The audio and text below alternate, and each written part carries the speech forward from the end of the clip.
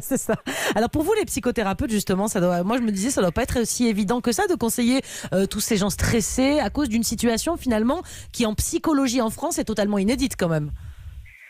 Oui, alors vous avez entièrement raison. Alors c'est complètement inédit, complètement disruptif. Moi, je reçois énormément de messages de gens qui ne vont pas bien, qui sont inquiets soit pour la question de la santé, qui sont tristes de voir aussi le nombre de morts, la souffrance, de voir comment les équipes aussi de santé sont au bout du rouleau. Donc beaucoup une période très très anxiogène, une période inédite.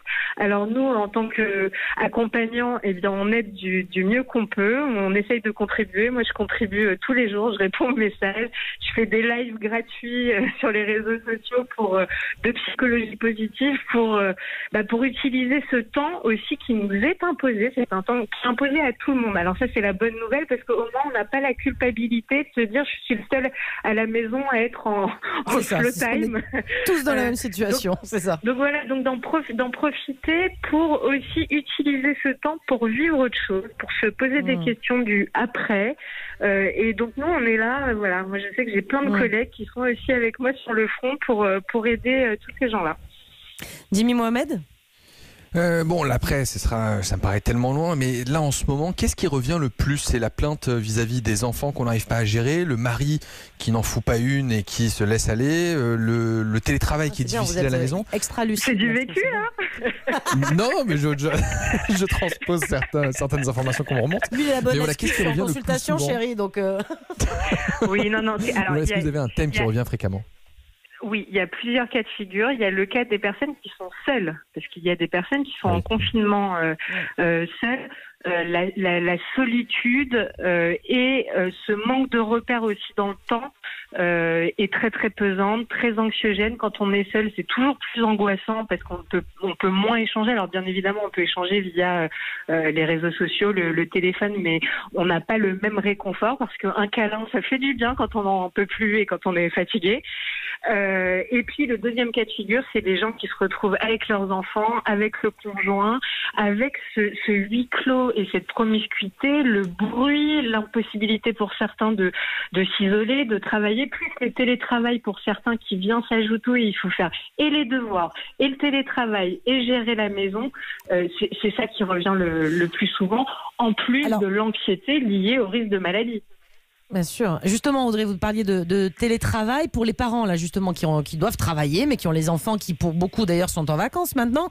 Comment on fait de manière simple, on va dire, pour s'organiser, pour pas péter les plombs et arriver à travailler un petit peu quand même?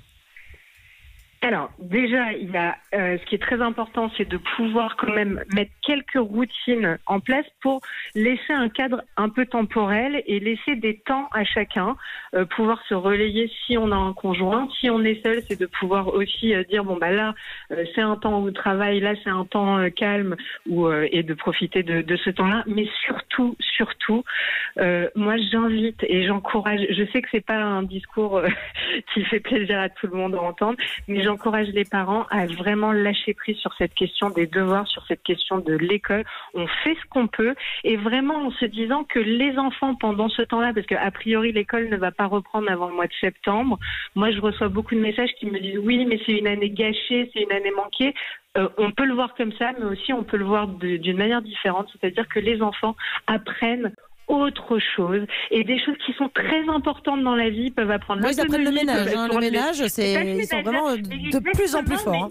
Mais demandez à vos enfants de participer aux tâches ménagères. Mon fils, il a appris à faire des lessives, il savait pas.